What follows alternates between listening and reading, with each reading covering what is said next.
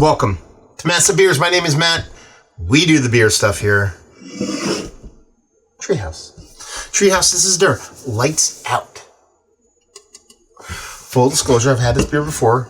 It was a Beer Palooza jam that was actually kind of like a regular drinker there. We've had it a couple times over the weekend, but it was always mashed in between a bunch of beers. So I would say my perception is not like kind of like written in stone on this. So we're going into fairly open. But I'm excited to try this because this is Treehouse's ode to like low ABV, which is kind of my jam. At first I confused it. I'm like, wow, the label's so different. I've had this a bunch of times. No, Lights In, right? Is it Lights In? This is Lights Out. What's on the can?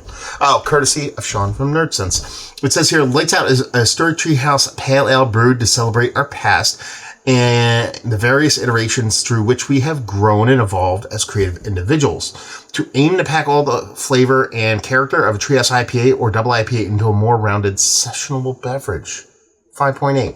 5.8, using the word sessionable is quite liberal there. Let's see. We have a date of Nobody's Home, 9/25/2024. Today is, what is today's date? It's a good question. I have 19 devices and no dates. 20th of October, so less than a month old. And it's just, a nice black and white can, little Treehouse logo, little moon. Yeah, 5.8%. If you can give me a negative 14% IPA that drank like a double IPA, I would just, I don't know, freak out. But this is definitely, in that ABV level where I think things can kind of get kind of awesome. That looks a little dark. Tilt my camera down just a little bit for y'all. Label-wise, like I said, I dig it. As far as the beer goes, definitely looks like it has a touch of oxidation going on, which is kind of a bummer because I don't remember that being a thing. I don't remember it being a thing on the cans we drank at Beer Palooza, and this is in a fridge at Beer Palooza the whole time. When I put it into my fridge, I have this travel fridge that stayed cold till I got it home, and I put it in that fridge. So it has been cold the whole time. But orange with that little bit of darker edges to it that indicates maybe a touch of oxidation. Pinky finger, off-white head. Looks like a hazy IPA, just a little bit darker. It's good nose.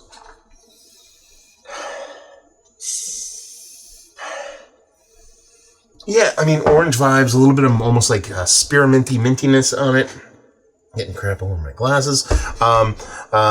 A little bit of soft greeniness to it, nothing too crazy. A little bit of tempered. Now, is it an oxidative thing going on here? Or is it a 5.8% ABV IPA where they're trying to pack everything they possibly can into it? It could be both. So we'll see where this goes. But it doesn't smell bad or off by any stretch of the imagination.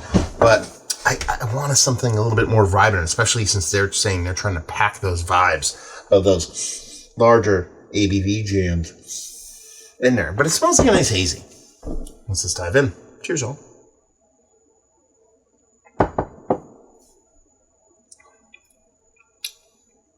Honestly, it's not too bad. I do believe it's suffering from a bit of oxidation, which, full disclosure, has been a thing with Treehouse for me as of late. And when I say as of late, over the past year and a half, 2 years. Not that I've had a ton of Treehouse in general, way less than most. But I've noticed over the past couple of years, they're not just as infallible as they have been. I've had some ones that are a little bit dodgy, and most often the provenance on all the beers that I've had from them is pretty tight. It's bought from the brewery, brought to me within a day, and stayed cold. So it's not like something that's been beaten up.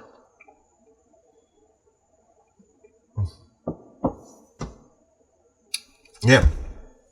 You get that fruit juiciness. We're definitely dealing in like less green, less danky Julius territory here. Definitely leaning full New England, trying to drop out a decent amount of bitterness. You do get a little bit of green here, a little hot pellet green. That might be accentuated by a touch of oxidation. But on the other side of things, it's orange on orange on orange. Again, not overly sweet. We're not expecting to be a big, huge sweet beer, being that we're talking about 5.8% hazy. But it feels like there was something a little bit more there. A little bit of lingering bittering on the tongue, but nothing too crazy. Really nice mouthfeel, especially if it is being touched by oxidation. I really want to know if this tastes like hyper fresh, because if you bump up that mouthfeel and you give me a little bit more of those vibrant hops, I'm kind of probably getting a little bit more tickled pink on this sucker. But it's a fun beer. It's a tasty beer, you know.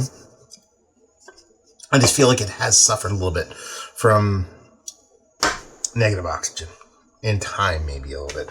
Again, a month, less than a month should be fine for something like this. There's a lot of 5% hazies that stack up well in a month. So I think there is a little bit of just negative oxygen kind of floating around here that's slowly degrading this over time. We're a week removed from Beer Tube Blues. Is that going to make all the difference in this beer? I don't know. But it's tasty. I thought, let's put it this way, based off of my experience I had at Beer Tube Blues, I thought I was going to be a little bit more gushing about this beer from my recollection. But again, like I said, it could have been, you know, I was having this beer in between like hour 5 and 6 of drinking. So you know how that goes. So maybe that was more of it. But fine, tasty. I just want to try it hyper fresh at the brewery or with less time on it direct. I don't know. But it's fine. It's not one of my favorite. Let's put it that way. Mount Rushmore status. This is one of my favorite lower ABV hazies. I'm talking that 6 to 4.5% range. It isn't. You know, Sneak Box, Carton Boat, like Old School Falconer from Zigmeister, which loses a spot. I gotta find a spot that goes in there. Like Baby Genius from Bissell. Those beers still rule the roost for me when it comes to low ABV. So I wish I could put it in there, but it's just not for me. Value and availability, don't know. Treehouse people, let me know the deal. And leave you with, if you like what we like this. Brewery only, obviously. If you like low ABV hazies. Again, I just want to revisit this at some time in the future when it's maybe a different can and see where we go with it. But even if this is suffering from the amount of oxidation that I'm guessing that's going on based off the coloration, based off of experience, it's still pretty good for being in that state. So take that for what it's worth. A lot of other breweries, low ABV haze, if it was kind of beaten up like this, would be a red hot mess. And this is still a tasty bevy. So there you go. Review in the books. Hopefully enjoyed. Treehouse.